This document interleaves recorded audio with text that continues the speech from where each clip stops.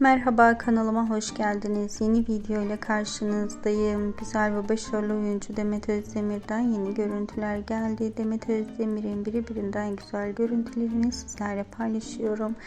Eşref Rüya dizisi final yaptıktan sonra Demet Özdemir tatile çıktı.